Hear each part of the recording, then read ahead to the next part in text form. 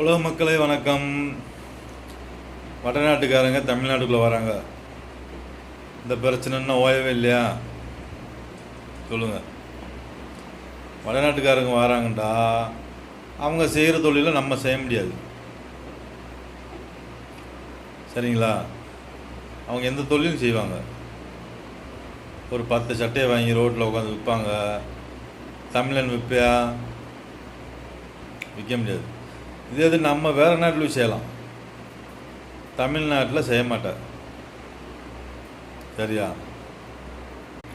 இப்போ அவங்களே சொல்கிறாங்க, அங்கே இருந்தால் சம்பாதிக்கிற காசு அப்புறம் வீட்டில் பிடிங்கிறாங்க, ₹1 மிச்சம் வர மாட்டுது.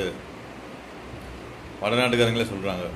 இந்த மாதிரி அவங்க செய்கிற தொழிலை நீங்கள் செய்ய முடியாது, நீங்கள் சொல்கிற தொழிலை அவங்க செய்ய முடியாது.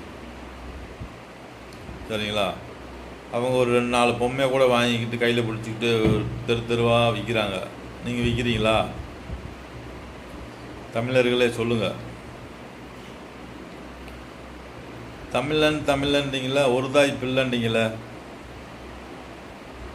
சரிங்களா? அப்புறம் உங்களுக்கு வேலை கொடுக்க மாட்டுறாங்கன்னு சொல்கிறீங்க.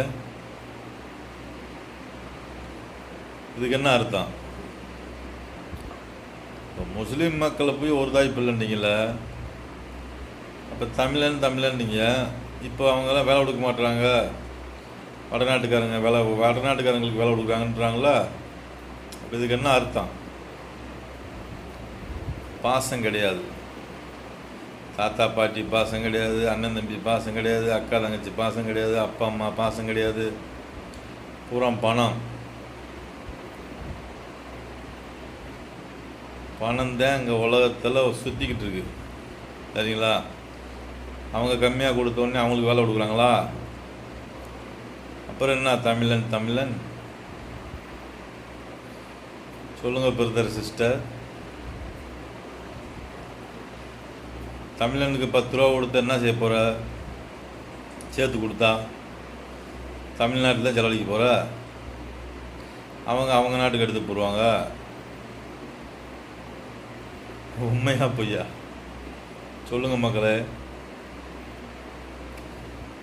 இப்போ ₹10 சேர்த்து கொடுத்தா நீ ஹோட்டலில் சாப்பிட போகிற, இல்லை அடுத்த கடையில் கொடுக்க போகிற. இதெல்லாம் மக்கள் புரிஞ்சுக்கிறவே இல்லையே. சொல்லுங்கள். தமிழ்நாட்டில் தமிழ் என்று சொல்கிறாங்களா? தமிழ் மொழின்ட்டு தமிழ்நாட்டில் எல்லா மாவட்டத்தில் ஒரே மாதிரி பேச வச்சுருக்காங்களா? வண்டி வேகமாக ஸ்டார்ட் பண்ணி எடுத்து போனால் நல்லதா, இழுத்துக்கே போனால் நல்லதா?